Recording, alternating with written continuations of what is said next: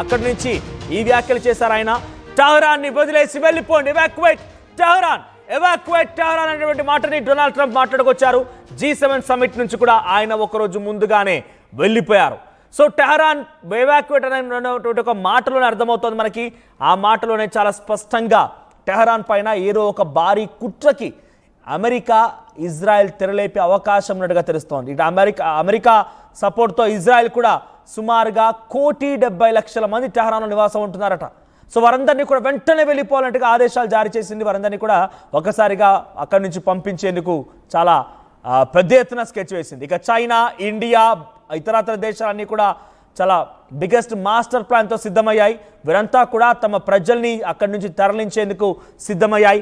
Iran, Tehran ప్రాంతం ఎవరైతే ఉన్నారో అందరినీ కూడా వెంటనే వెళ్ళిపోండి అనేటువంటి ఒక మాటని ఇటు ఇండియన్ ఎంబసీ అధికారులు చెప్పారు, చైనా ఎంబసీ అధికారులు చెప్పారు. జర్మనీ, బ్రెజిల్, ఇతరత్ర ప్రాంతాల నుంచి ఎవరైతే దేశ విదేశాల నుంచి వచ్చి ఇరాన్లో ఉన్నవారు ఉన్నారో వారందరినీ కూడా సురక్షితంగా కాపాడుకోవడం కోసం ఎక్కడ ఎంబసీ అధికారులు వాళ్ళు ప్రయత్నం చేస్తూనే ఉన్నారు. అయితే ఇప్పుడు తాజాగా టెహరాన్ని వీడిపోవాలని మన భారత ప్రభుత్వం కూడా ఆదేశాలు జారీ చేసినట్టు తెలుస్తోంది.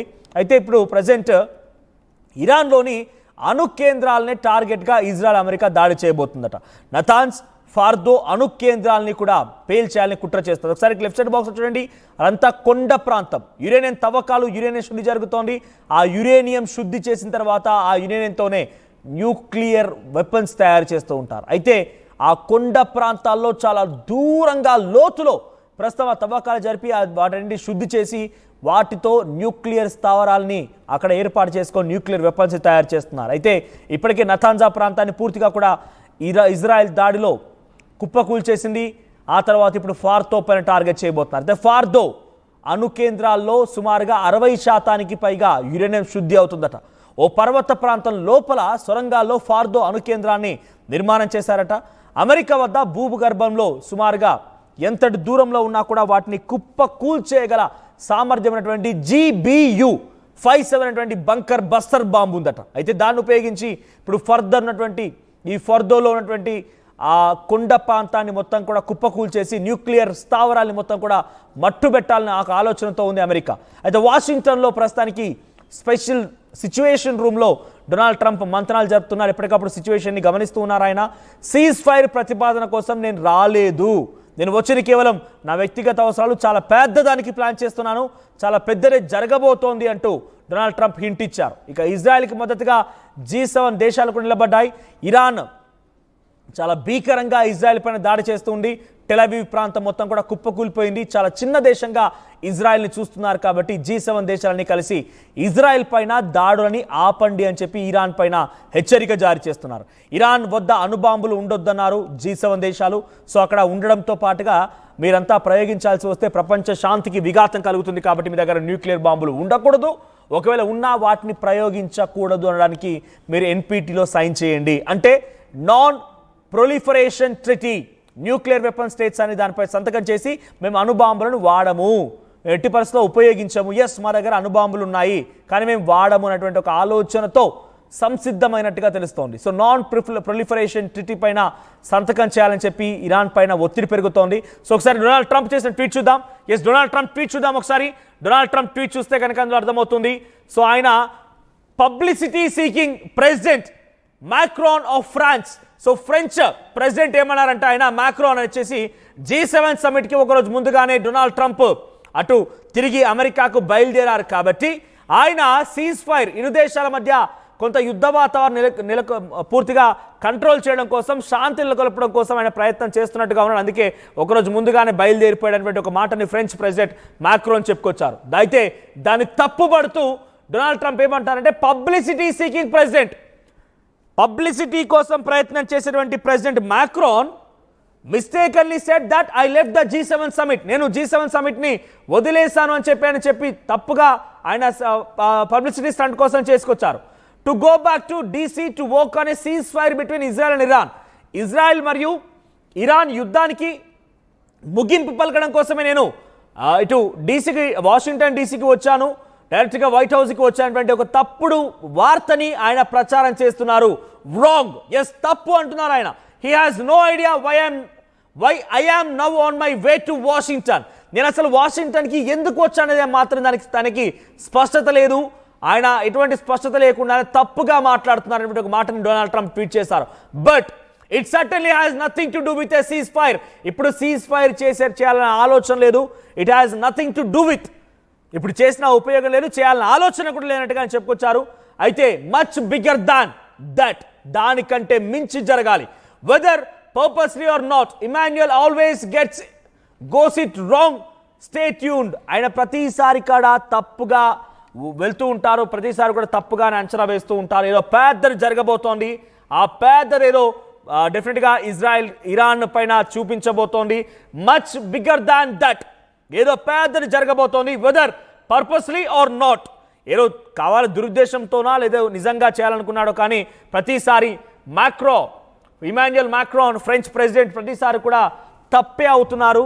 నిజాలు తెలుసుకోవాలంటే స్టే ట్యూన్ అంటూ ఆయన ట్వీట్ చేశారు. ప్రస్తుతం డొనాల్డ్ ట్రంప్ ట్వీట్ యుద్ధానికి మరింతగా ప్రేరేపించే విధంగా ఉంది. అసలు నేను చేసేది వేరు, మీరు చెప్తోంది వేరు, ఇద్దరి మధ్య ఎటువంటి సీజ్ ఫైర్ అండర్స్టాండింగ్ కోసం నేను ప్రయత్నం చేయడం లేదు, ఒక పెద్ద స్కెచ్తో సిద్ధంగా ఉన్నటువంటి ఒక మాటని డొనాల్డ్ ట్రంప్ మాట్లాడుకొచ్చారు. సో ప్రస్తుతానికి G7 దేశాలు ఇజ్రాయెల్ వైపే ఉన్నాయి, అమెరికా ఇజ్రాయెల్ వైపే ఉంది.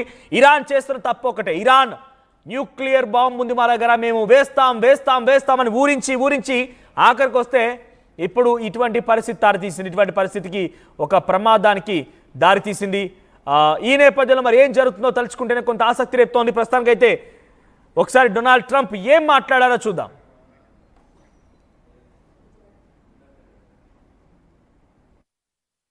Done that before. I had 60 days and they had 60 days, and on the 61st day I said, we don't have a deal. They have to make a deal, and it's painful for both parties, but I'd say Iran is not winning this war, and they should talk, and they should talk immediately before it's too late. They'd like to talk, but they should have done that before.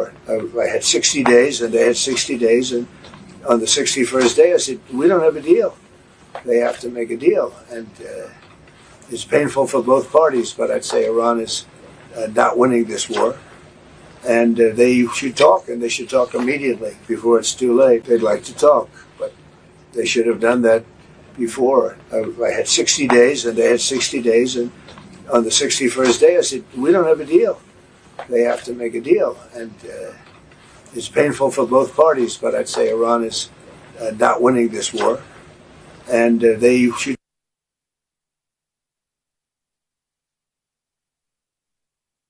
Donald Trump ఏం మాట్లాడాడో Donald Trump చాలా క్లియర్గా చెప్తున్నారు. Something much bigger than that, ఏదో ఒక చాలా పెద్దది జరగబోతోంది, అది ఏంటనేది స్టే ట్యూన్డ్ అంటున్నారు ఆయన. మాక్రాన్ మాట్లాడిన మాటలంతా తప్పు, నేను ఎక్కడ కూడా యుద్ధాన్ని ఆపడం కోసం ప్రయత్నం చేయడం లేదు, అది ఇప్పుడు జరగకపోయినా ఒక మచ్ బిగ్గర్ ఇన్సిడెంట్ జరగబోతుంటున్నారు ఆయన. మరి నిజానికి ఇదేమో బహుశా 420 ప్రాంతాల్లో 60% పైగా యురేనియం శుద్ధ అవుతోంది. అక్కడ న్యూక్లియర్ స్థావరాలని ఏర్పాటు చేస్తున్నారు, న్యూక్లియర్ వెపన్స్ తయారు చేస్తున్నారని చెప్పి పక్కా సమాచారం అందుకున్నటువంటి ముసాద్ అటు ఇజ్రాయెల్కి సమాచారం అందించింది. అమెరికా అధ్యక్షుడు కూడా ఆ విషయాన్ని పరిగణన తీసుకున్నారు. దీనికే ఆయన ఒక బిగ్గెస్ట్ బ్లాస్ట్కి సిద్ధమవుతున్నారు. GBU-57 అనేటువంటి ఒక బస్టర్ బాంబు సిద్ధంగా ఉంది. భూగర్భంలోకి చొచ్చుకు వెళ్ళి మరి ఆ దాడి చేయగల సామర్థ్యం ఉన్నటువంటి బాంబ్స్ అవన్నీ కూడా వాటిని ప్రయోగించి ఏదో ఒక భారీ పెద్ద ఎత్తున ఇరాన్కి చుక్కలు చూపించేటువంటి ప్రయత్నంలో భాగంగా వారు ముందుకు వెళ్తున్నట్టు తెలుస్తోంది. మధు సిద్ధంగా ఉన్నారు. మధు, డొనాల్డ్